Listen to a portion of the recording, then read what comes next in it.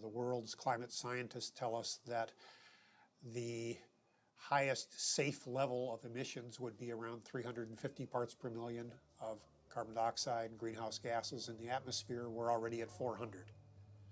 They tell us that the sort of safest we could hope to do without having perilous implications as far as drought, famine, human conflict, major species extinction would be about a 2 degrees Celsius increase in temperature. We're rapidly approaching that, and with all the built-in carbon dioxide that's already in the atmosphere, we're easily going to exceed that. So on our watch, we are facing the next major extinction of species on the Earth that we haven't seen since the time of the dinosaurs disappearing. When whole countries go underwater because of sea level rise, when whole countries find that there's so much drought that they can't feed their population, and as a result they need to desperately migrate to another country or invade another country, we're going to have climate wars in the future. And what about livestock and animal agriculture? Well, what about it?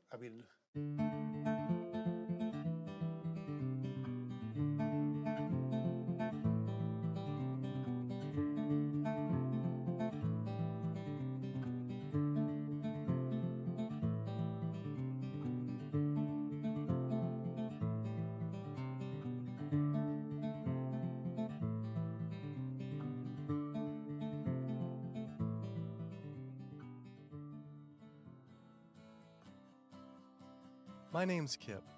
This is me. I had a cliche U.S. American childhood. My mom was a teacher, my dad was in the military, and I have one sister. I played all the sports growing up, but I always loved the outdoors and camping. Life was simple, not a care in the world. And then this guy showed up. Like so many of us, I saw his film An Inconvenient Truth about the impacts of global warming, and it scared the emojis out of me. In Al Gore's film, he describes how our Earth is in peril. Climate change stands to affect all life on this planet. From monster storms, raging wildfires, record droughts, ice caps melting, acidification of the oceans, to entire countries going underwater. That could all be caused by humans' demands on the Earth. I wanted to do everything I could to help. I made up my mind right then and there to change how I lived and to do whatever I possibly could to find a way for all of us to live together, in balance with the planet sustainably forever. I started to do all the things Al told us to do. I became an OCE, Obsessive Compulsive Environmentalist. I separated the trash and recycling, I composted, changed all the light bulbs, took short showers, turned the water off when I brushed my teeth, turned off lights when leaving a room, and rode my bike instead of driving everywhere. But as the years went by, it seemed as if things were getting worse. I had to wonder, with all the continuing ecological crisis facing the planet, even if every single one of us adopted these conservation habits, was this really going to be enough to save the world? It just seemed that there was something more to the story. I thought I was doing everything I could to help the planet. But then, with one friend's post, everything changed. The post sent me to a report online published by the United Nations stating that raising livestock produces more greenhouse gases than the emissions of the entire transportation sector. This means that the meat and dairy industry produces more greenhouse gases than the exhaust of all cars, trucks, trains, boats, planes combined. Cows and other farmed animals produce a substantial amount of methane from their digestive process. Methane gas from livestock is 86 times more destructive than carbon dioxide from vehicles. Here, I'd been riding my bike everywhere to help reduce emissions, but it turns out there's more to climate change than just fossil fuels. I started doing more research. The UN, along with other agencies, reported that not only did livestock play a major role in global warming, it is also the leading cause of resource consumption and environmental degradation destroying the planet today. How is it possible I wasn't aware of this? I thought this information would be plastered everywhere in the environmental community. I went to the nation's largest environmental organizations' websites, 350.org, Greenpeace, Sierra Club, Climate Reality, Rainforest Action Network, Amazon Watch, and was shocked to see they had virtually nothing on animal agriculture. What was going on? Why wouldn't they have this information on their main page? It seemed the main focus for many of these groups was natural gas and oil production, with fracking being the latest hot issue due to water usage and contamination. Hydraulic fracturing for natural gas uses an incredible amount of water. A staggering 100 billion gallons of water is used every year in the United States. But when I compared this with animal agriculture, raising livestock just in the US consumes 34 trillion gallons of water. And it turns out the methane emissions from both industries are nearly equal. Living in California, a state plagued by drought and water shortages, water use is a major concern for many of us. The average Californian uses about 1,500 gallons per person per day. About half of that is related to the consumption of meat and dairy products. So meat and dairy products are incredibly water intensive, in part because the animals are using very water intensive grains. That's what they eat. And so all of the water embedded in the grain and that the animal eats essentially is considered part of the virtual water footprint of that product. I found out that 1/4 pound hamburger requires over 660 gallons of water to produce. Here I've been taking these short showers trying to save water, and to find out just eating one hamburger is the equivalent of showering 2 entire months. So much attention is given to lowering our home water use, yet domestic water use is only 5% of what is consumed in the US versus 55% for animal agriculture. That's because it takes upwards of 2,500 gallons of water to produce 1 pound of beef. I went on the government's Department of Water Resources Save Our Water campaign, where it outlines behavior changes to help conserve our water, like using low-flow shower heads, efficient toilets, water-saving appliances, and fix leaky faucets and sprinkler heads, but nothing about animal agriculture. When I added up all the government's recommendations, I was saving 47 gallons a day, but still, that's not even close to the 660 gallons of water for just one burger. I wanted to see if I could somehow talk with the government about this. Just calling to see if we could schedule an interview. Yeah, that would be good.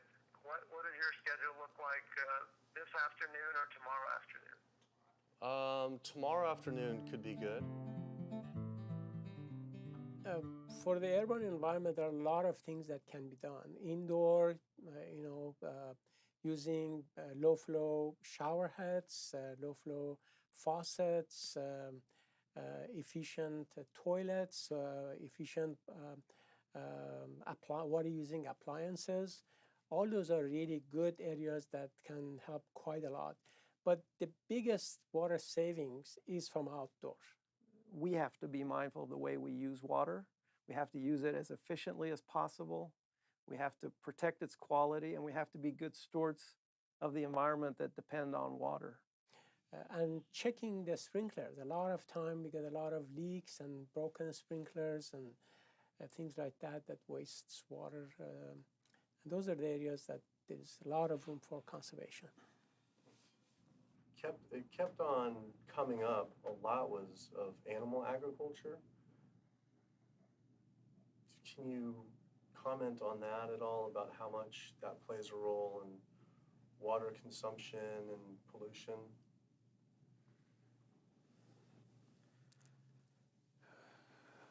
That's not my area.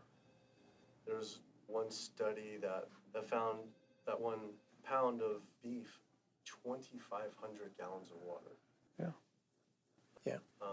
Eggs is 477 gallons of water, and cheese almost 900 gallons. I mean, I guess it's one simple, why isn't it on Save Our Water? Just, it's kind of like if you went to someone's house and my neighbor has a faucet, dripping, and then you see this giant hose turn full blast until 660 gallons of water are shooting out into the street, flooding the entire street. I think I would say, hey, turn that off, please. It seems like it's a huge thing that we could be doing by far more than anything else. Just like, if that is really the case. I think that the water footprint of animal husbandry is greater than other activities. There's no ifs, and, or buts about it. That would be really powerful, just rather than waiting till we're in a drought. What do you think about just starting now, and whoever's in charge of the Save Our Water, hey, let's start encouraging people to eat less meat now, because these studies are coming out. I don't think that'll happen. Why? I don't think that'll happen. Why? Because of the way government is set up here. That's interesting, though. Why though?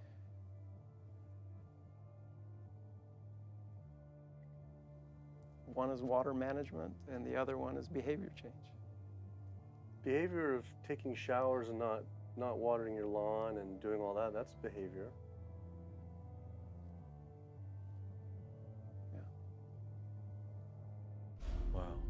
Clearly the government did not want to talk about this issue. Their inability to answer, along with the environmental organization's silence on the topic of animal agriculture, made it seem something more was going on. I started doing more investigating on the impacts of livestock and found out this situation was actually worse than I had thought. The transportation and energy sectors are understandably given a lot of attention because of the terrible impact carbon dioxide is having on our climate. But animal agriculture produces 65% of the world's nitrous oxide, a gas with a global warming potential 296 times greater than CO2 per pound. Yet all we hear about is fossil fuels. Energy-related CO2 emissions are expected to increase 20% by the year 2040. Yet emissions from agriculture are predicted to increase 80% by 2050. This devastating figure is mostly due to a projected global increase in meat and dairy consumption. According to two environmental specialists at the World Bank Group, using the global standard for measuring greenhouse gases, concluded that animal agriculture was responsible for 51% of human-caused climate change when the loss of carbon sinks, respiration, and methane are properly accounted for, which the UN study failed to address.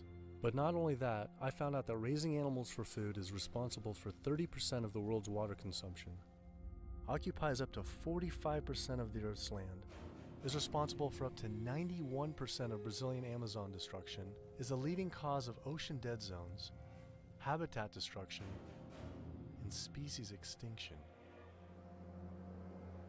Yet, the largest environmental groups that are supposed to be saving our world didn't have this as their main focus? I had to speak with environmental organizations to find out why they weren't addressing this issue. I sent off dozens of emails, made call after call, spent hours on hold. Days became weeks and weeks became months, and for some reason, no one wanted to talk to me about this. So bizarre. I supported these organizations for so long and now was met with silence. I was, however, able to connect with a handful of environmental authors and advocates that were willing to address this issue. I took my old trusty van, Super Blue, out of retirement and hit the road. So my calculations are that without using any gas or oil or fuel ever again from this day forward, that we would still exceed our maximum carbon equivalent greenhouse gas emissions, the 565 gigatons, by the year 2030, without the electricity sector even, or energy sector even factored in the equation, all simply by raising and eating livestock. If you reduce the amount of methane emissions, the level in the atmosphere goes down fairly quickly and within decades, as opposed to CO2. If you reduce the emissions to the atmosphere, you don't really see a signal in the atmosphere for 100 years or so. It's an environmental disaster that's being ignored by the very people who should be championing. Deforestation, land use, water scarcity, the destabilization of communities, world hunger. The list doesn't stop. Free-living animals made up, 10,000 years ago, made up 99% of the biomass. And human beings, we only made up 1% of the biomass. Today, only 10,000 years later, which is really just a fraction of time, we human beings and the animals that we own as property make up 98% of the biomass, and wild free-living animals make up only 2%. We've basically completely stolen the world, the earth, from free-living animals to use for ourselves and our cows and pigs and chickens and factory farmed fish, and the oceans have been even more devastated. Concerned researchers of the loss of species agree that the primary cause of loss of species on our Earth that we're witnessing is due to overgrazing and habitat loss from livestock production on land and by overfishing, which I call fishing, in our oceans. And we're in the middle of the largest mass extinction of species in 65 million years. The rainforest is being cut down at the rate of an acre per second. And the driving force behind all of this is animal agriculture, cutting down the forest to graze animals and to grow soybeans, genetically engineered soybeans to feed to the cows and pigs and chickens and factory farmed fish. 91% of the loss of rainforest in the Amazon area thus far to date, 91% that's been destroyed is due to raising livestock. The leading cause of environmental destruction is animal agriculture.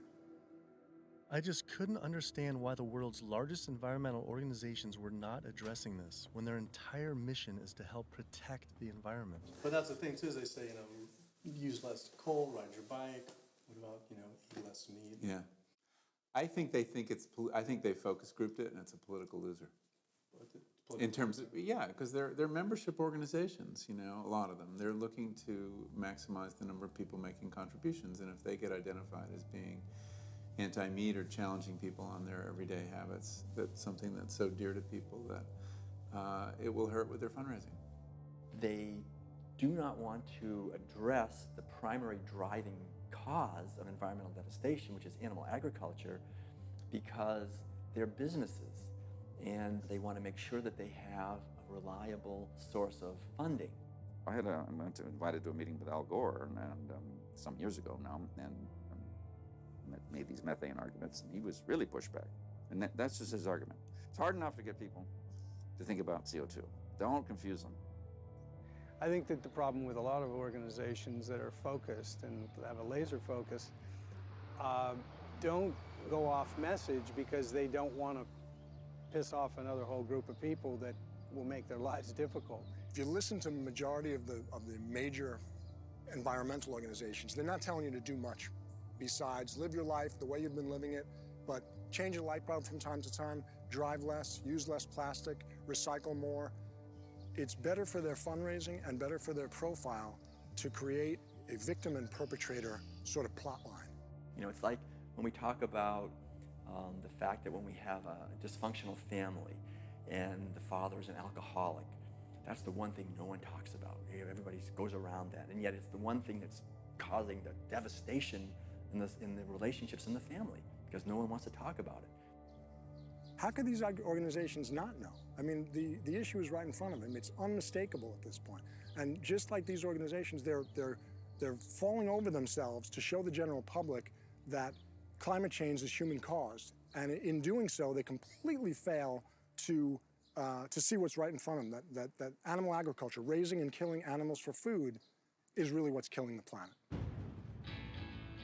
That was it. No more emails, no more phone calls. I had enough. I realized if I wanted answers, I would have to go to these organizations' headquarters in person. Hi, how's it going? We're doing a full-length feature documentary, and it's on sustainability and animal agriculture plays a role. And we're seeing if we can talk to David Barr. David Barr? Yeah. Okay. Do you have an appointment with him? We've been trying for almost 2 months, and we haven't even had one receptive email or anything. So we're seeing if we can just set something up. Let me just get They sent out their PR person instead. She refused to be filmed and told us to turn off the camera, but promised someone from their rainforest, ocean, and climate change departments would all speak with us, finally. Next stop was to give Sierra Club a visit. Turns out they were a bit more receptive to me showing up at their doorstep. Hey, how's it going? With the climate change, what's the leading cause of that? Well, it's basically burning too many fossil fuels. So coal, natural gas, oil, tar sands, oil shale, all these new exotic fuels that are kind of hybrids between them.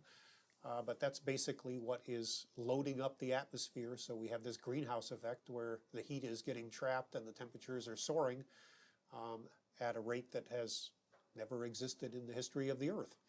And what about livestock and animal agriculture? Well, what about it? I mean, we do it just research. A couple of the UN report says it's more. Livestock accounts for more than all transportation put together. A recent 2009 World Watch report, livestock causes 51% of all greenhouse gas emissions. Yeah, well, it is a big issue, and we need to address that as well. But, there's just so many different potential sources of methane and carbon emissions. If the number one leading cause is animal agriculture and meat consumption, then doesn't that need to be the number one focus, if not the number two? Well, That's your assessment. Our assessment is different. That was bizarre. So Greenpeace got back with me today and said, "It was great to meet with you yesterday. I've spoken with various people here at Greenpeace about your request, but I'm afraid we're not going to be able to help this time. Thanks again, and we wish you the best of luck." Greenpeace's response reminded me of the statistic that 116,000 pounds of farm animal excrement is produced every second in the United States alone. That is enough waste per year to cover every square foot of San Francisco, New York City, Tokyo, Paris, New Delhi, Berlin, Hong Kong, London, Rio de Janeiro, Delaware, Bali, Costa Rica, and Denmark combined. Livestock operations on land has caused created more than 500 nitrogen-flooded dead zones around the world in our oceans, comprise more than 95,000 square miles of areas completely devoid of life. So any meaningful discussion about the state of our oceans has to always begin by frank discussions about land-based animal agriculture, which is not what our conservation groups, Oceana being the largest one in the world right now, the most influential, as well as others, that's not what is at the apex of their discussions. I went on my favorite ocean protection organization's website, Surfrider Foundation, to see what they were doing about this. Mostly what I found were campaigns about plastic bags and trash, but nothing about animal agriculture. What is the number one coastal water quality issue polluter? I mean, a lot of it, it's actually, we call it the toxic cocktail, because it really is this sort of diffuse source. So it's, heavy metal from tires and brakes and cars, heavy metals. It is these herbicides and pesticides. So it's really just, it's kind of picking up the everything we leave on the ground and collecting it together and pushing it out into the ocean. So it's hard to actually target like one thing. When we're doing our research on this particular one and runoff, and just kind of increasingly as we're interviewing more and more people, it keeps coming up. The animal agriculture as being, and we read animal agriculture as being the number one water polluter, considerably by more than any other. Yeah, that's interesting. I think, I guess it depends on the regions that you focus on, like the urban areas, which is sort of like where we are here in Southern California.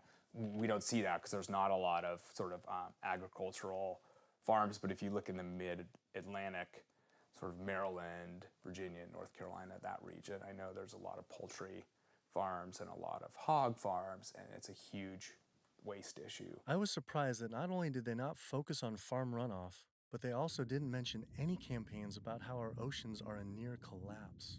The UN reported that 3/4 of the world's fisheries are overexploited, fully exploited, or significantly depleted due to overfishing. The oceans are under siege like never before, and marine environments are in trouble. And if we don't wake up and do something about it, we're going to see fishless oceans by the year 2048. That's the prediction from scientists. The fact that when people look at fishing, sometimes they're only looking at the fact of the animals who are actually consumed by humans, and we're not necessarily looking at all the animals who are caught in the drift nets, all the other animals who are killed in the industry. We're at over 28 billion animals were pulled out of the ocean last year.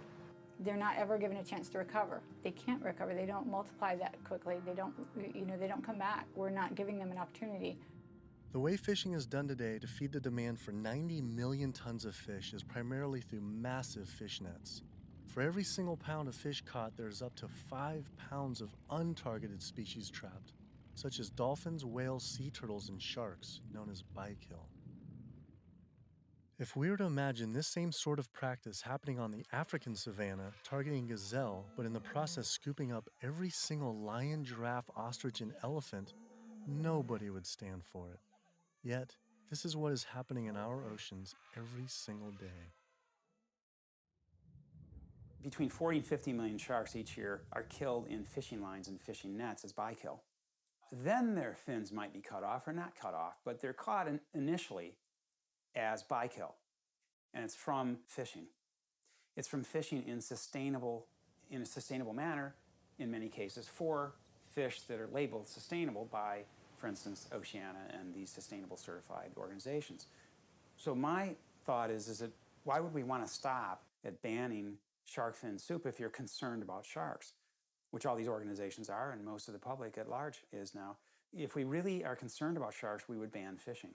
I went on the world's largest ocean conservation group's website, Oceana, to see what they were doing about this. On their site, along with a TED Talk by CEO Andy Sharpless, I was astounded to read they actually recommend that one of the best ways to help fish is to eat fish. With the world's fish population in near collapse, this seems like saying the best way to help endangered pandas is to eat pandas. I couldn't understand how Oceana could say we could remove close to 100 million tons of fish per year, and that could somehow be sustainable and good for our oceans. Many of the species that are nearing extinction have done so, are being ravaged and becoming nearly extinct in a declining fashion and haven't recovered on the watch of Oceana and on the watch of Marine Stewardship Council and very much on the watch of Monterey Bay Aquarium Seafood Watch, which I mentioned in one of my lectures. That's they're aptly named because that's what they're doing. They're sort of watching this happen instead of aggressively halting it. I mean, according to the United Nations Food and Agriculture Organization, roughly 3/4 of all the fisheries out there are either fully exploited or overexploited. So there's really not a whole lot of fish stocks out there that you might consider at healthy levels for the ecosystem. Watching Andy's TED Talk gave about feeding the world. In 1988, fish catch, as you mentioned, peaked at 85 million tons. How is it possible that we can sustainably catch 100 million tons by 2050, regardless if it's in a farm or if it's in the ocean? If for every pound of fish you're taking out, you're essentially taking out 5 pounds of wild fish, no matter whether it's a pond or it's in the ocean. How can that be sustainable?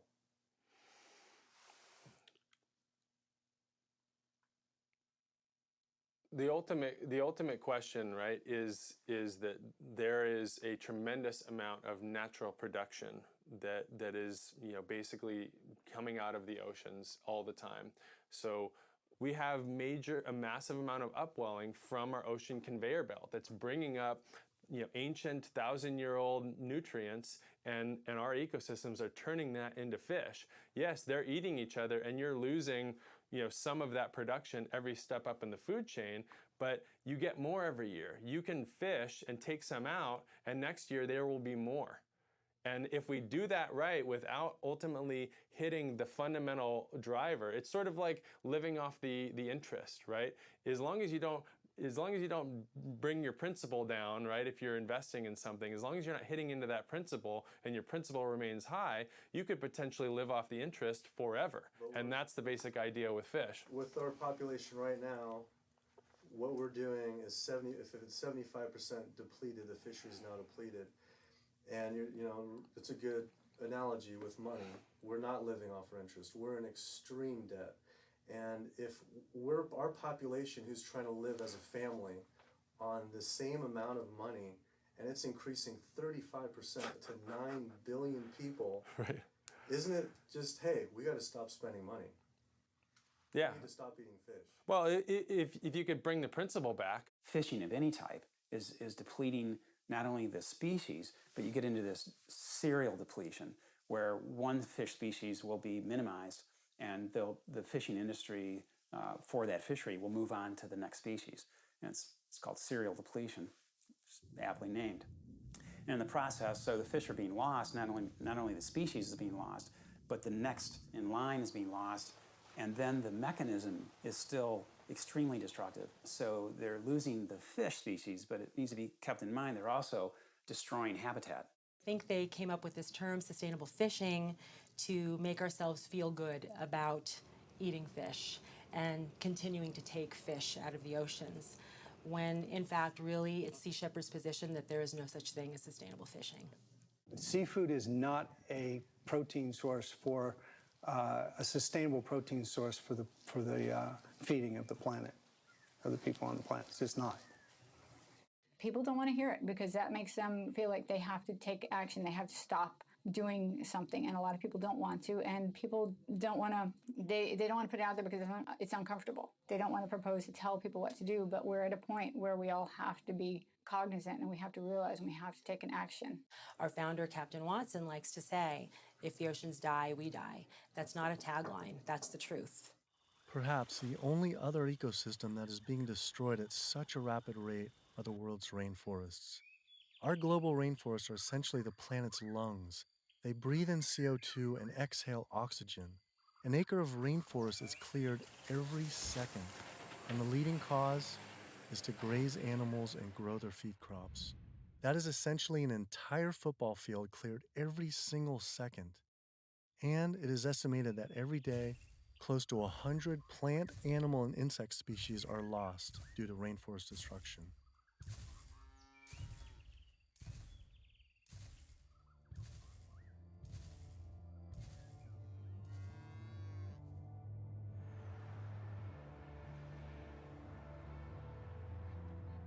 What is the leading cause, absolute leading cause of rainforest destruction? Human intervention into rainforests is the leading cause. And so it's either for logging or it's for agribusiness. And that's when you're looking at the top global drivers, it will vary a bit by the rainforest that you're talking about.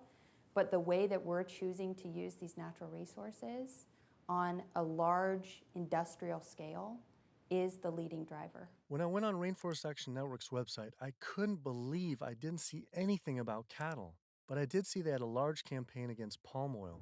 Palm oil plantations are causing tremendous deforestation in the Indonesian rainforest. It is estimated that palm oil is responsible for 26 million acres being cleared. Though, compared to livestock and their feed crops, they were responsible for 136 million acres of rainforest lost to date. But on their website, I was shocked to find cattle was not included as one of their 4 main key issues. Instead, they focused on palm, pulp and paper, coal, and tar sands. How could they not have the leading cause of rainforest destruction? I had to wonder, why focus on fossil fuels and not cattle? Is it more fossil fuels or is it more animal agriculture? I don't know why we would ever do a one or the other. I'm just wondering, what more is it? I don't necessarily know what it is.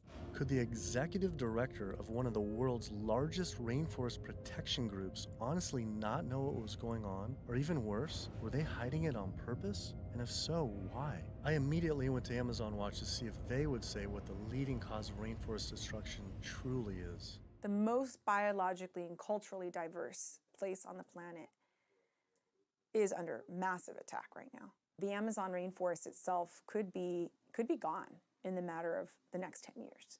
What is the leading cause of rainforest destruction? The leading cause of rainforest destruction, I would say, well, just to put it into the context of what Amazon Watch works on, you know, there's many drivers of deforestation, as we call them. Many different reasons and ways that the rainforests are destroyed. The ones that cause the most damage and are the most widespread are mega projects, such as oil and gas pipelines, such as mining projects, such as mega dam projects. We're not talking about... I felt like I was going in circles with all these groups, as if I were stuck in some strange Cowspiracy twilight zone where no one could talk about cows. I couldn't believe these organizations just wouldn't say what the leading cause of rainforest destruction truly is. I had to ask one more time. It's hard to say what is a leading cause of deforestation of the Amazon because they're all destructive: oil and gas, mining, dams, agriculture. But in terms of land use, in terms of the amount of land that is destroyed by when we talk about, in comparison, all those different causes of deforestation, what is causing the most trees to fall, for example? I think it would definitely be agriculture. Unfortunately, one of the biggest causes of deforestation, definitely in the Brazilian Amazon, is agribusiness, cattle grazing and soy production in particular. This is really what's going on. Mm-hmm. Why do you think that's like no Greenpeace or no one's really saying the whole story. The whole story about one of the main cause of deforestation. And I think you brought up some really good points about why isn't anybody doing anything about this? And I think in Brazil in particular, I think when we look at what happened after the Forest Code was passed, and people who were standing up against the lobbyists and the interests, the special interests, the cattle industry, the agribusiness industry, what was happening to them? A lot of people who were speaking out got killed. And if you look at, say Carlos, you look at Claudio, there's people who are putting themselves out there and saying, cattle ranching, is destroying the Amazon. A lot of those people who are really putting themselves out there, and look at Dorothy Stang, the nun who lived out in Pará, who was killed. A lot of people will speak up. A lot of people just keep their mouths shut because they don't want to be the next one with the bullet to their head. Sister Dorothy Stang was a U.S.-born nun living in the heart of the Brazilian rainforest. Her life's work was to protect the Amazon. She spoke out openly against the destruction of rainforests from cattle ranching for years. Walking home one night, she was brutally gunned down at point-blank range by a hired gun from the cattle industry.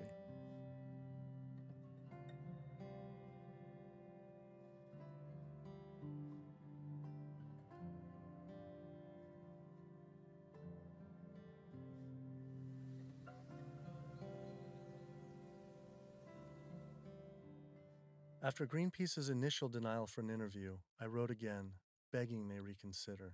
Greenpeace got back again and said again, I'm afraid we've explored the options here in terms of helping you and are not going to be able to be involved this time. You mentioned you were also speaking to Oceana. I'm sure they'll be able to give you some great quotes about ocean-related issues. Thanks again for thinking of us. Unbelievable. With Greenpeace unwilling to be interviewed, I had to find a different avenue for answers. There's something really fishy going on over there. Fortunately, I found a former Greenpeace board of director who now speaks openly about the industry. Environmental organizations, like other organizations, are not telling you the truth about what the world needs from us as a species. It's so frustrating when the information is right before their eyes. It's documented in peer-reviewed papers and journals. It's there for everybody to see, but the environmental organizations are refusing to act. Nowhere do you find in their policies, and nowhere do you find in the Greenpeace mission that diet is important, that animal agriculture is the problem. They are refusing, like other environmental organizations, to look at the issue. The environmental community is failing us, and they're failing ecosystems. And it's so frustrating to see them do this. NRDC, the Earth's best defense. All right, so here they actually do have a few things on animal agriculture. The leading cause of environmental degradation is too much pollution and too many engines churning too fast in too many places around the globe. Lately, in 2009, a World Watch report that livestock causes 51% of greenhouse gas emissions, and transportation is around 13, and then the low end, the UN was around 18 to 30, which is more than all transportation, all put together.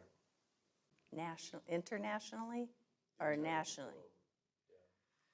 Yeah, I think energy production and transportation are still major sources. So I think, I guess I'm not going to comment on that because I'm not familiar with those numbers.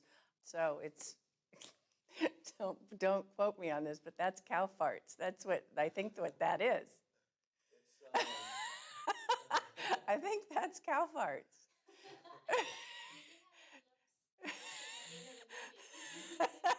Well, that's part of the story. Methane production from cows and other livestock's flatulence is a major contributor, but mostly it is due to deforestation and the waste they produce. which is 130 times more waste than the entire human population, virtually all without the benefit of any waste treatment. NRDC absolutely, as I said, has a big food program. In fact, we just, every year we do the Growing Green Awards, and we recognize food innovators. And this last year, one of the awardees was a sustainable pork producer, actually, that doesn't use any antibiotics, and also the antibiotic use that industrial food production in the United States uses right now. Is, we're giving the majority of antibiotics in the United States are administered to healthy livestock. I wanted to visit one of these sustainable farms. I found the Markegard grass-fed beef farm on the lush, misty California coast.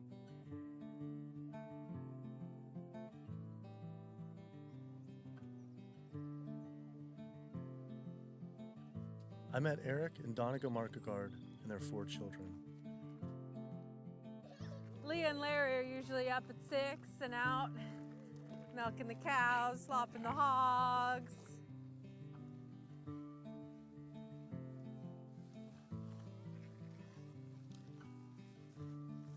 Altogether, we graze about 4,500 acres. And this is our home ranch, and this is 952 acres of that. On average, it's about 1 cow or cow and a calf per every 10 acres. We would produce annually roughly 80,000 pounds of finished plate-ready meat.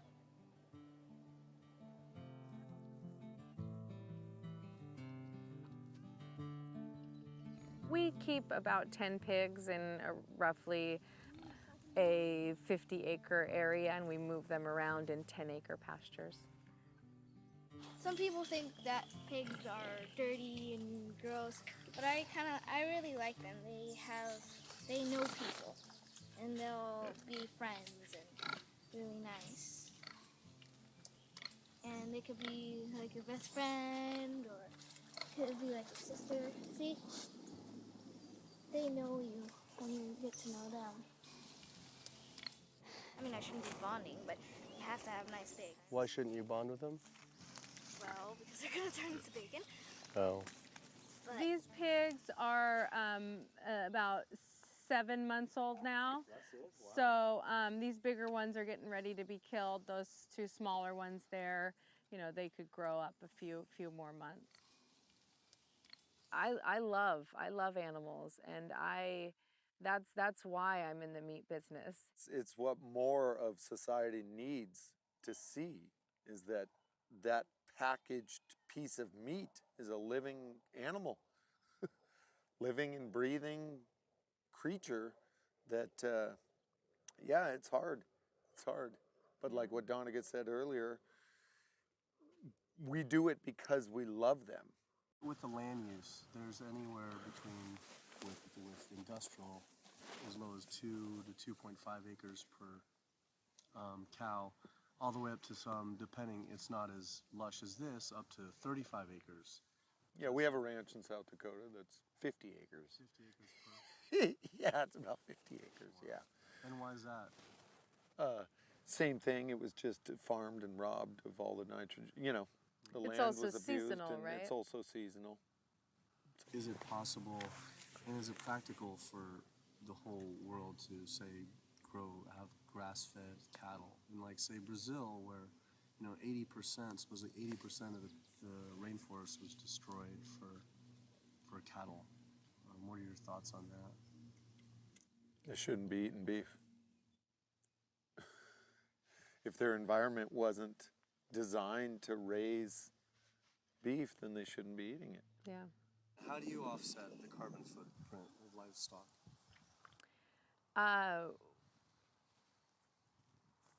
We don't feel like livestock have a carbon footprint. I left there feeling confused And as far as grass-fed beef not having a carbon footprint, it actually sounded like it could make sense until I added up the numbers on land use and population.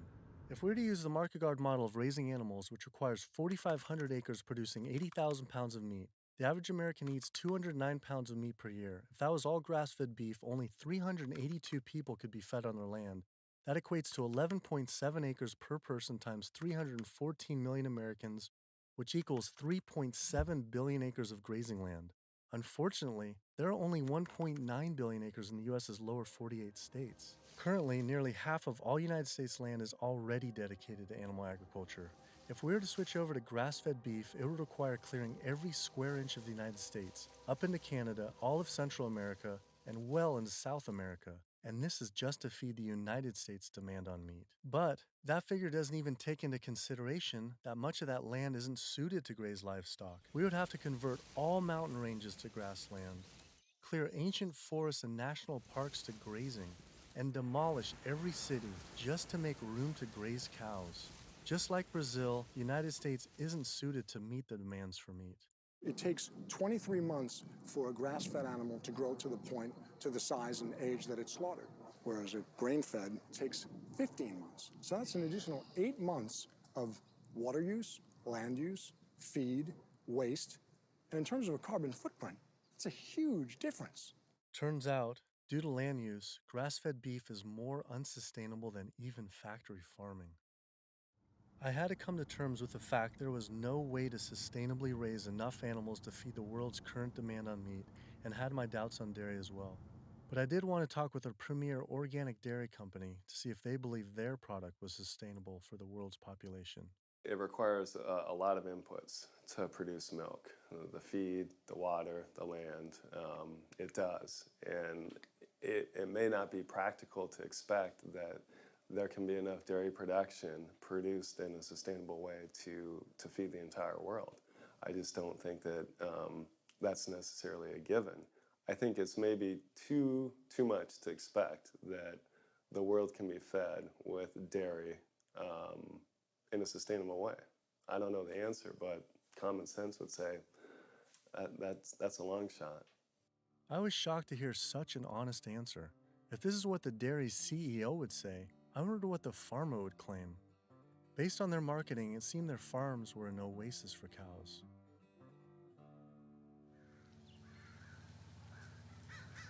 It was not what I expected.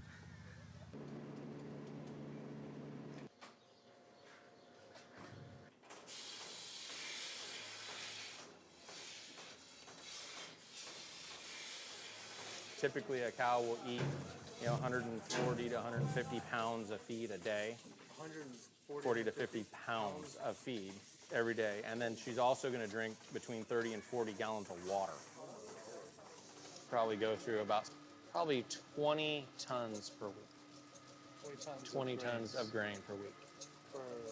Primarily for our milking cows, so about 250 cows. Yeah, so the biggest part of sustainability to me, the number one thing on the list should be profitability. So how the process completely works from start to finish is the cow needs to have a baby in order to give milk. And so she'll have her baby. That baby's going to stay with the mother for at least 2 days. The babies will go off to our calf raising facility, so they have an individual hutch that they'll be raised in. Since we're a dairy, it's only the girl cows that give us milk. So the boys on typical dairies, they're sold off to beef raising facilities. But we do keep approximately half, and we raise them for 2 years and sell them as organic grass-fed beef. So all dairy cows eventually go to the beef industry? Mm-hmm. At some point in time, she's really going to drop off, and so you have to make a business decision at that point. Are you going to keep investing in her, to give milk, or are you going to sell her off again to another dairy or into the beef industry?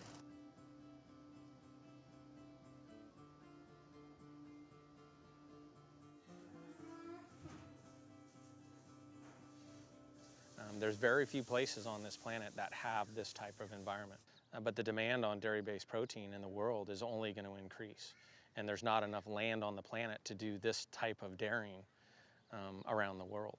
It's just the environment is not going to be that way. The land's not there. So I guess on a global scale, a conclusion would be dairy is not sustainable. unless we start digging up houses and putting pastures back. And the only way to start digging up houses and development is to have less people. We only know that population is going to continue to grow. So that means more commercial dairying, I'm sure. Either that or some lower demand by the people. Yeah, or some other product's going to take its place. I mean, we see there's all sorts of soy milks and almond milk and a lot of other products that are coming out, and different blends, where you take juices and proteins, and I think you'll see a lot more of that. He was right. How could cow's milk be sustainable? For when 1 gallon of milk, it takes upwards of 1,000 gallons of water to produce. Almost a third of the planet's land is becoming desert, with a vast majority due to livestock grazing. Doing research on grass-fed livestock, I kept coming across the work of Alan Savory. Savory claims that the best way to reverse this desertification is to actually graze more animals. This reminded me of Oceana saying the best way to help fish is to eat fish.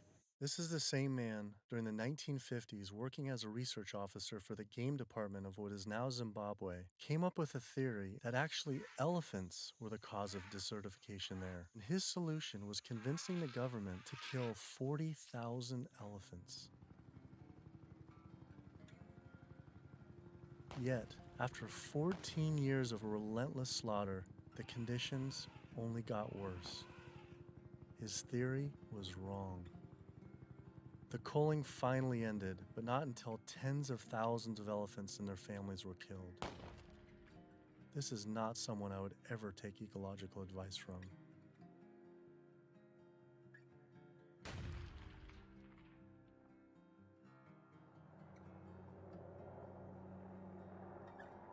It turns out the cattle industry is having the same effect on wildlife in the United States.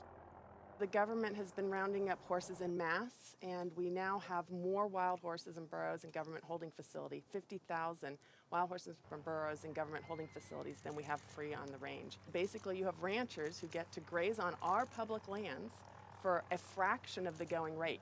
So they're getting like this huge tax subsidy. It's about 1/15 of the going rate.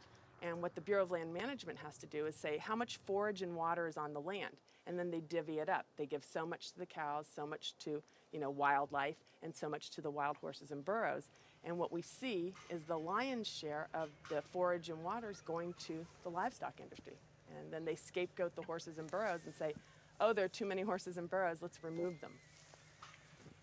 I always tell people that wild horses and burros are just one of the victims of the management of our public lands for livestock, because we also see the predator killing going on. We know wolves are now being targeted by ranchers to get rid of wolves. USDA has aircraft, and all they do is aerial gunning of predators. So all a rancher does is call up and say, I've got a coyote here. They'll come over and they'll shoot the coyote, or they'll shoot the mountain lion, or they'll shoot the bobcat. And this is all for ranching. In Washington State, after cattle were found to be attacked on public lands where they were grazing under permit, Washington State decided to kill the entire wedge pack of wolves. And those wolves were not introduced. They had in-migrated from Canada, but they're no longer there.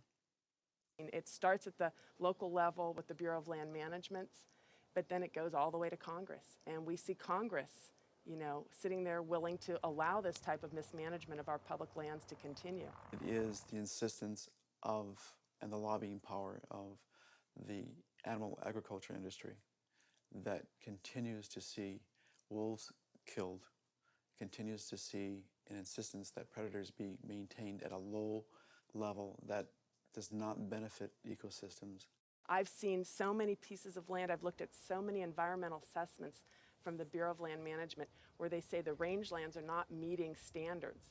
And they say straight up, livestock grazing is a cause for not meeting range standards, and yet they will continue to allow livestock grazing. They're at the very core of making sure that cougars are treed by hounds, and that wolf packs are run down, and that hunting seasons are opened up year-round, and that traps are set so that they can suffer. If anyone cares about wild horses and wildlife and public lands and the environment, you can't ignore the livestock, the impact, the negative impact that livestock grazing is having on our public lands in the West. I've added up the costs of animal food production that the producers don't actually bear themselves. These are the hidden costs or the externalized costs that they impose on society. And those are in categories like healthcare, environmental damage, subsidies, damage to fisheries, and even cruelty. If you take those externalized costs, which are about $414 billion, if the meat and dairy industries were required to internalize those costs, if they had to bear those costs themselves, the costs of the retail prices of meat and dairy would skyrocket. So a $5 carton of eggs would go to $13. A $4 Big Mac would go to $11. Whether you eat meat or not, whether you're an omnivore or an herbivore, you are paying part of the costs of somebody else's consumption. So that when somebody goes into a McDonald's and buys a Big Mac for $4, there's another $7 of costs that's imposed on society. I'm paying that. You're paying that, whether you eat meat or not. When you really look at who's benefiting and who's lobbied for this system of agriculture, it's the largest food producers in the country and the largest meat producers. And once they become so large and wealthy, then they can dictate the federal policies around producing food because they have so much political power. I knew I needed to talk to an animal agriculture lobby group to see what they had to say. If they could silence the government, are they influencing and possibly have connections to these environmental groups as well? Animal Agriculture Alliance, one of the biggest livestock lobby groups in America, has agreed to an interview. Greenpeace won't give us an interview, but Animal Agriculture Alliance has agreed to an interview. Now that is saying something. People hear the word GMOs and that's a really scary term, and again, I think agriculture has kind of struggled to explain what that means, but in reality, what we've done is to use technology to make advancements in how we raise crops and how we raise animals. We're not going to feed the world going back to how it was 100 years ago where all the animals were, pasture fed. We didn't just move animals inside and just implement these large vertically integrated systems because of sustainability. It certainly reduces the environmental impact while improving animal well-being and food safety. So they're saying that animals like it just as much being inside, say the chickens and the cows like being just as much inside as pasture grass-fed? In a lot of cases, it's been a significant improvement in their well-being, just in terms of the amount of care they can get, individualized care. Does the meat and dairy industry ever support or donate to environmental nonprofits? I don't know that I would want to comment on that. Yeah, I don't. I don't know. I don't know that we would know what they donate to or don't donate to. Does meat and dairy industry ever support or donate to, say, Greenpeace? Again, I don't know that I would feel comfortable. Hey, sorry we didn't get back to you earlier. I have some bad news. Unfortunately, we are no longer able to fund your film project. We had a meeting, and due to the growing controversial subject matter, we have some concerns and have to pull out. Why was this subject so controversial?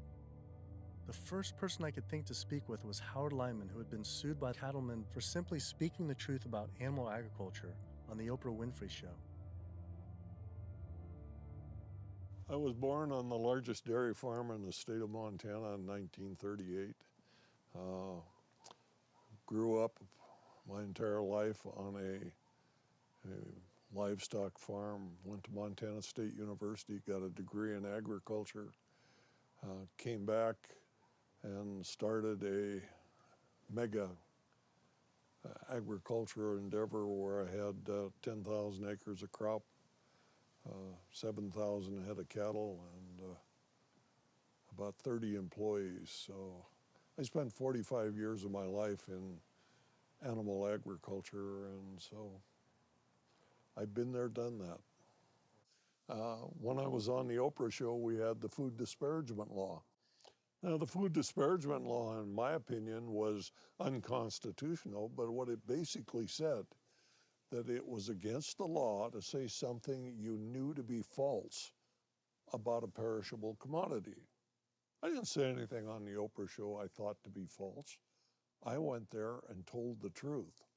Now, it took 5 years and hundreds of thousands of dollars to end up extricating myself from the suits from the cattle industry.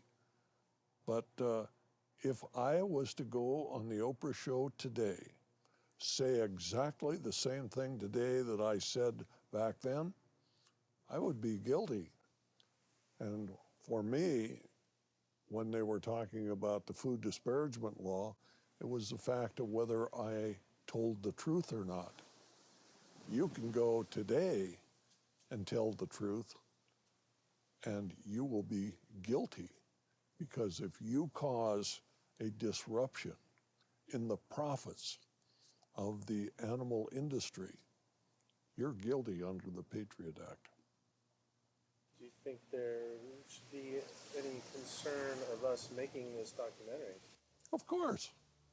If you don't realize right now that you're putting your neck on the chopping block, you know, you better take that camera and throw it away. The animal agriculture industry is one of the most powerful industries on the planet. I think most people in this country are aware of the influence of money and industry on politics, and we really see that clearly on display with this industry in particular. Most people would be shocked to learn that animal rights and environmental activists are the #1 domestic terrorism threat, according to the FBI. And why is that? It's a difficult question to answer, why these groups are at the top of the FBI's priorities. I think a big part of it is that they, more than really any other social movements today, are directly threatening corporate profits. You know, when we try to find out how factory farms and how animal agriculture is polluting the environment, they try to claim exemptions to that information, either under national security terms or public safety, trademark issues, business. It's a business secret. We've seen all these attempts to keep people in the dark about what they're actually doing. You know, one of the largest industries on the planet with the biggest environmental impact, trying to keep us in the dark about how it's operating. Through the Freedom of Information Act, we obtained documents from the Counterterrorism Unit that show they are monitoring my lectures, media interviews like this one, my website, my book. Are we at risk filming this and showing it? You're going up against people that have massive legal resources. I mean, it's just overwhelming, the amount of money at their disposal, and you have nothing. And I think that fear is a big part of the tactic as well. Will was right. I was scared. When I learned about the activists being killed in Brazil, I was disturbed, but I felt removed. But to learn about American activists and journalists being targeted by the industry and FBI, my funding being dropped, I was genuinely worried and it hit close to home. Was this why no one was willing to talk about the issue? I decided to take precautionary measures with all the footage I shot.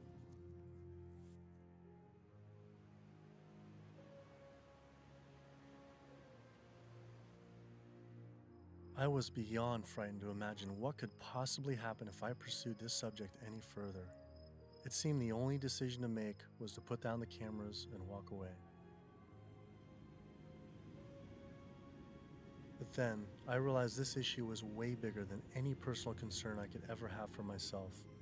This was about all life on Earth hanging in the balance of our actions, and that you either live for something or die for nothing. And I actually had no choice all along. I decided then to surrender not to fear from a secret, but rather to a cause towards truth.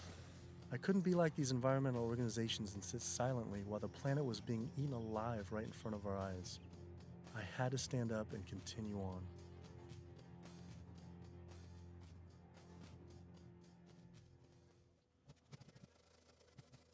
Some people would say the problem isn't really animal agriculture, but actually human overpopulation.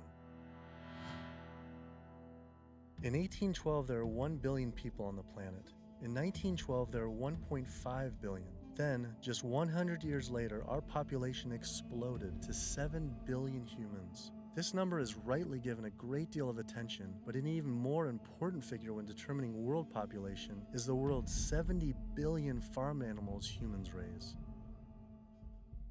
The human population drinks 5.2 billion gallons of water every day and eats 21 billion pounds of food.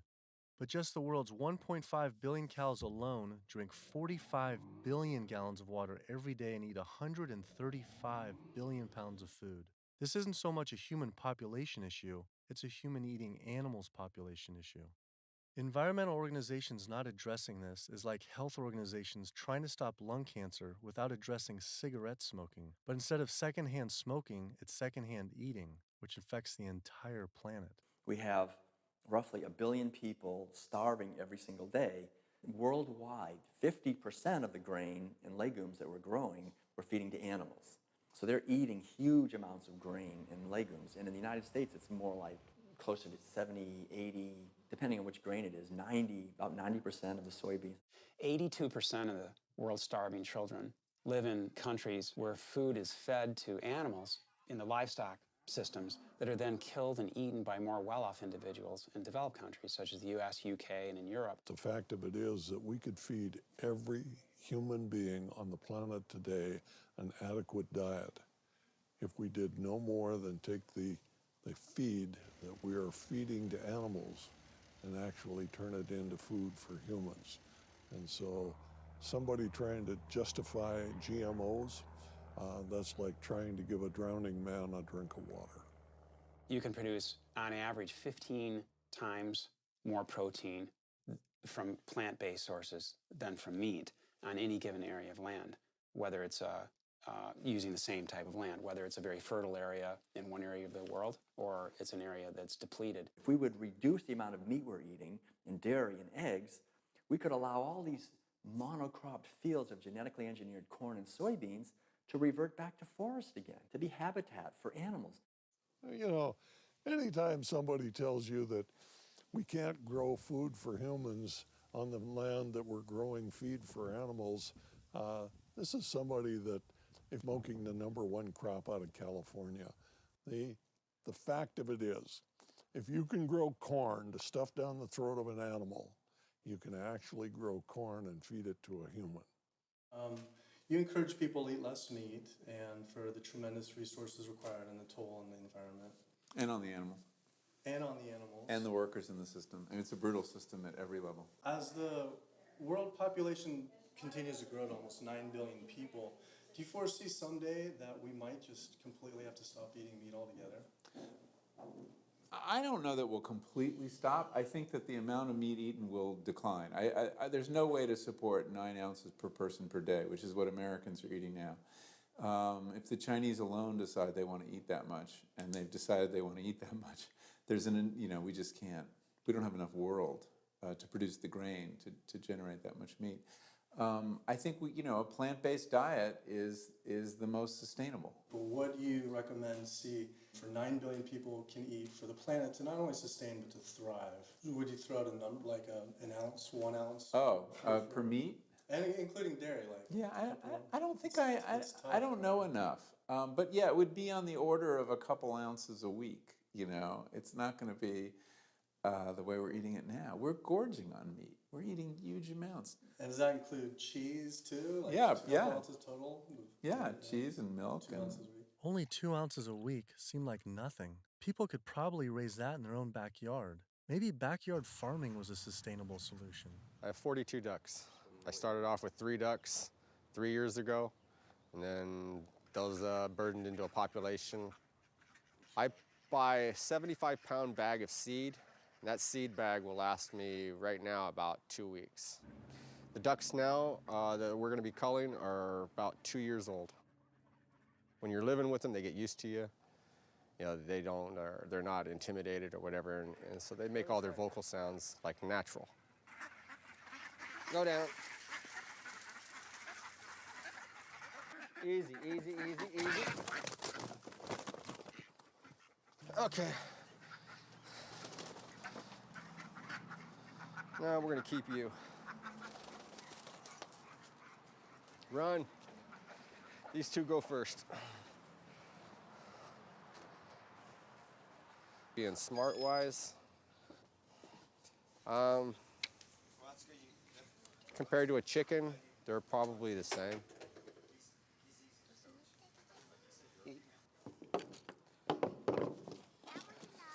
Yeah, he is. Alrighty. Okay. Right there.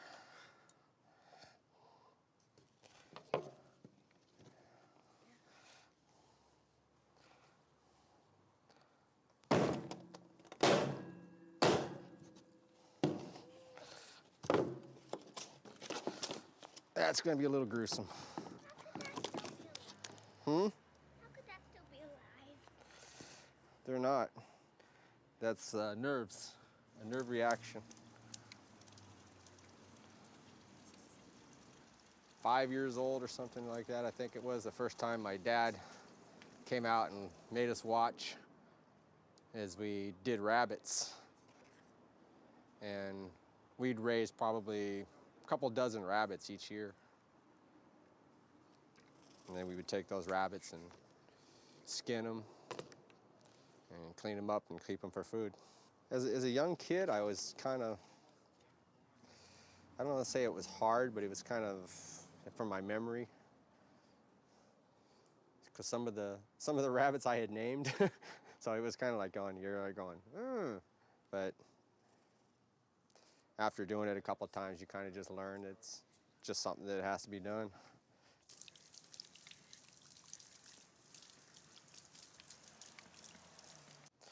Not the fingers. I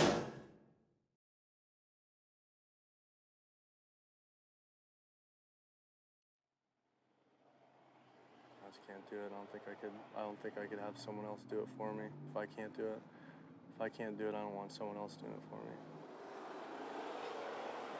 And then sustainability, for sustainability, 75 pounds is 2 pounds per, so it's a pound per week per duck. 52 weeks, 110, so it's 110 pounds of food for 1 to 1.5 pound of meat. So on a sustainability issue, it's 100 to 1. And that grain gets, who knows where that grain comes from.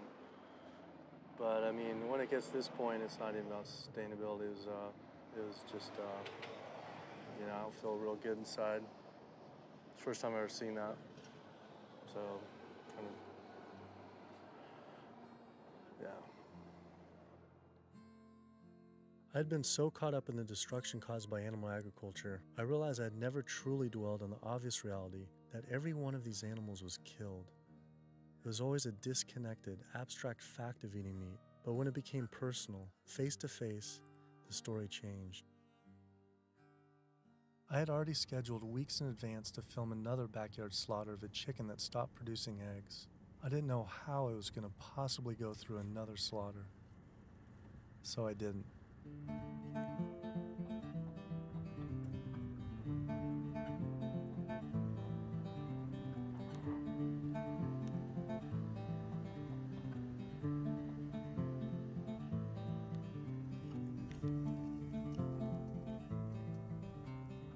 Animal Place is a farm animal sanctuary in Northern California that focuses on rescuing animals from the animal agriculture industry. A lot of people don't realize that meat breed chickens, like this guy behind us, they're generally slaughtered at about 42 days old, whereas chickens that are bred for egg production are killed when their productivity starts to decrease, when they start laying less eggs. And that generally happens about 18 months to 20 months. It doesn't matter if you buy caged eggs from hens on cage-free farms or free-range farms or pasture-based farms. Hi, Carol. It doesn't matter. It turns out there's a successful movement of sustainable animal alternative food producers based right here in California, funded by big names like Bill Gates and Biz Stone. When you imagine all those egg-laying hens eating all that soy and all that corn, you have an energy conversion ratio at about 38 to 1. Whereas alternatively, you can find plants, and you can grow those plants, and you can convert those plants into food. And the energy conversion ratio for the plants that we're using to replace the eggs is about 2 to 1, compared to 38 to 1 for eggs. So our explicit goal is to have the maximum amount of impact by creating this new model that makes the global egg industry entirely obsolete. We're making the Omega products and proving that we can make better tasting food that's great for you, and it takes 1/20th of the land and resources that dairy do. If I could tell you that you could have the fiber structure of meat, the satiating bite of meat, the protein, and all the nutritional benefits of meat without actually having animal protein itself, and by doing that, you could address climate change, you could address the human health epidemics that we're seeing, you could address animal welfare, and you could address natural resource conservation, would you make the change? But what if people just ate less animal products, like going meatless on Mondays? When you go meatless on Monday, if you ascribe to that campaign, you're essentially contributing to climate change, pollution, depletion of our planet's resources, and your own health, then on only 6 days of the week instead of 7. You're creating a false justification, clearly a false sense of justification for what you're doing on those other 6 days of the week. So in other words, we really shouldn't be resting on our laurels of what you do right only 1/7 of the time. You can't be an environmentalist and eat animal products, period. Kid yourself if you want. If you want to feed your addiction, so be it. But don't call yourself an environmentalist. I knew I had to stop eating all animal products. I wanted to help the planet be sustainable, but I needed to sustain myself. I had doubts about being healthy and not eating meat, dairy, and eggs. All I knew was a standard American diet I grew up on. Is it even possible to be a healthy vegetarian or vegan? Is it possible to be a healthy vegetarian or vegan? I became vegan for, 32 years ago now, and I run several miles every day. I go biking 40, 50 miles through the countryside. I work long hours. I feel great. It's nice waking up in a light, trim body every day. And so many of my vegan friends and patients, are just, they're thriving since their transition to a vegan diet. So yes, and I've seen vegan moms go through healthy vegan pregnancies and deliver healthy vegan children and raise them to tall, full-size, intelligent vegan adults. And yes, certainly all the nutrients are there in the plant kingdom to do this. That is correct. Think anyone should be consuming dairy? I really don't. When you think about it, the purpose of cow's milk, I did most of my growing up on a dairy farm in Wisconsin. The purpose of cow's milk is to turn a 65-pound calf into a 400-pound cow as rapidly as possible. Cow's milk is baby calf growth fluid. That's what the stuff is. Everything in that white liquid, the hormones, the lipids, the proteins, the sodium, the growth factors, the IGF, every one of those is meant to blow that calf up to a great big cow, or it wouldn't be there.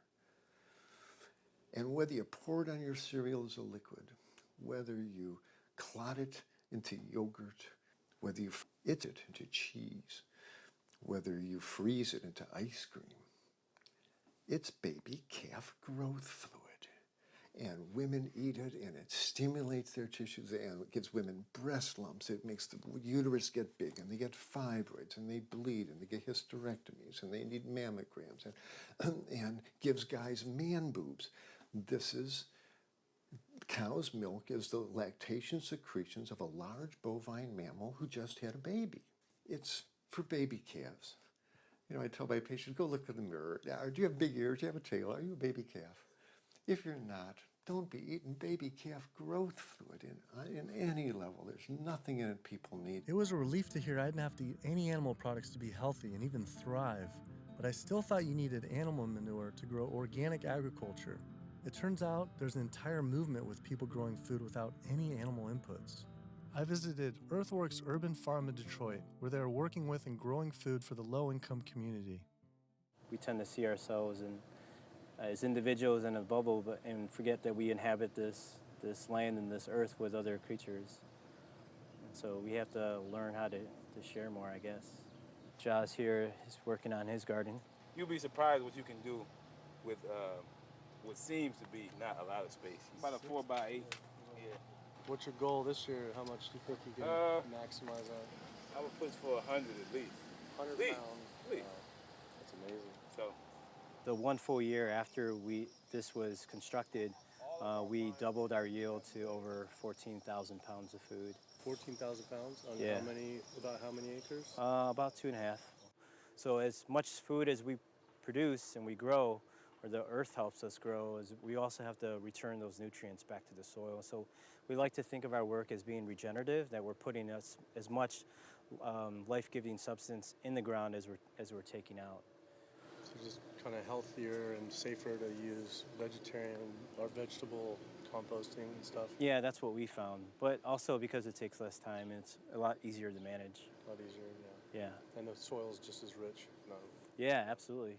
Not only is it organic, more compassionate, it's also more efficient. And in a society with this many billions of people, we need to be as efficient as possible.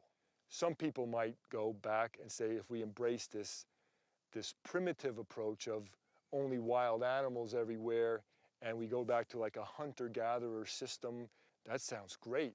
But that was 10 million people on the entire continent. Maybe a little bit more, a little bit less, no one really knows. Today, now, we have what? We have 320 million in the US, 25 million in Canada, another 100 and so many million in Mexico. So North America is up to almost 450 million people. Trying to figure out a way to bring animal agriculture in balance with 450 million hungry people is impossible. This is amazing. I didn't believe it when I first learned it, but 216,000 more people are born to the planet every day. Every day. It's extraordinary. But what's really extraordinary is you need, per day, 34,000 new acres of farmable land. It's not happening.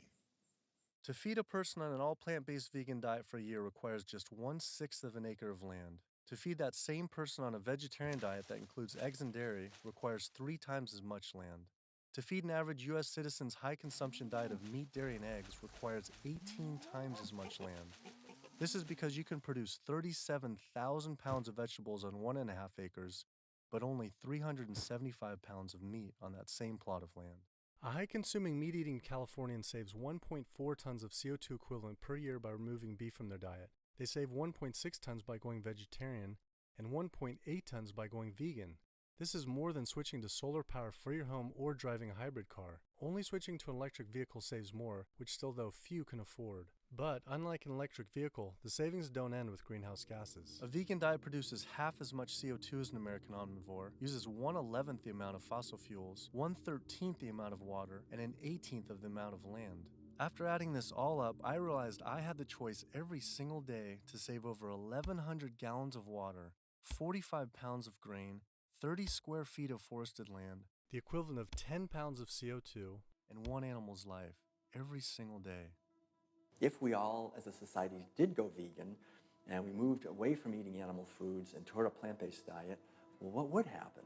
If we didn't kill all these cows and eat them, then we wouldn't have to breed all these cows because we're breeding cows and chickens and pigs and fishes. We're breeding them and, over and over again, relentlessly. So if we didn't breed them, then we wouldn't have to feed them. If we didn't have to feed them, then we wouldn't have to devote all this land to growing grains and legumes and so forth to feed to them. And so then the forest could come back. Wildlife could come back. The oceans would come back. The rivers would run clean again. The air would come back. Health would return. Renewable energy infrastructure, such as building solar and wind generators all over our country to reduce climate change, I mean, that's a pretty good idea, but it's projected to take at least 20 years and at least minimally $18 trillion to develop. Another solution to climate change, we could stop eating animals. And it could be done today. It doesn't have to take 20 years, and it certainly doesn't have to take $18 trillion because it costs nothing. Some people say, well, let's fix CO2 and then we can worry about the methane. Well, it's the other way around. It actually makes sense. Do something about methane because you get a response right away. Quietly and unmistakably, the most powerful thing that someone can do for the environment. No other lifestyle choice has a farther-reaching and more profoundly positive impact on the planet and all life on Earth than choosing to stop consuming animals and live a vegan lifestyle. You don't think we couldn't solve this problem in a heartbeat? I'll tell you what, all we would need is for the environmentalists to live what they profess, and we'd be on a new course in the world. We will not succeed until we stop animal agriculture. And by succeed, I mean we will not save ecosystems to the extent necessary. We will not have enough food for people around the planet. We will not stop global warming. We will not stop pollution and the dead zones that run off all the fields of corn and soy that are grown to feed livestock. And we will not stop the hunting of wolves and other predators. Now, organic farming is one major positive step in the right direction, but we need to keep walking. We need to get beyond organics. We need to get to sustainability. When you take the animal out, well, you also take the greenhouse gas issue out, and you take the food safety issues out, and you take some of the other externalities related to food scarcity out. But one thing that's amazing is, I think you put our values back in. You put values like compassion and integrity and kindness, values that are natural to human beings. You put that in. You build that back into the story of our food. And I think as this begins to progress, I think it also helps people to pause before they eat that egg, before they eat that steak, before they eat that chicken nugget, and ask themselves, is that really what they want? Or do they actually want something more? I had to come to the full conclusion the only way to sustainably and ethically live on this planet with 7 billion other people is to live an entirely plant-based vegan diet. I decided instead of eating others to eat for others. At first, like these environmental groups, I was afraid of what it'd mean to change, but now I embrace it. All this talk about sustainability sounded like our planet was on some sort of life support, and I don't want her to simply survive or to sustain, but to thrive. Life today is not about sustainability, it's about thrivability. She's given so much to us for so long, it was time to give back. 108% of everything we have. It felt good. It was in alignment. And we see this movement not just about providing cheaper and inexpensive food that everyone can have, but also a spiritual move. A move towards understanding who we really are and how we can really connect to each other. Do what you can do as well as you can do it every day of your life, and you will end up dying one of the happiest individuals that ever died. We become part of a gathering momentum of other people. It's happening. This is really what's happening. This is the news. Selflessness is a nice way to be. It has all these benefits for yourself as well as the planet and other people. It's a beautiful way to live. Ecologically, it just feels better. This is about massively transforming how our society eats because it's a necessity. It's acting on what we know and acting kindly and gently on the whole planet and with other people to accomplish the goals of living better. We can do it, but we have to choose to do it. You can change the world. You must change the world.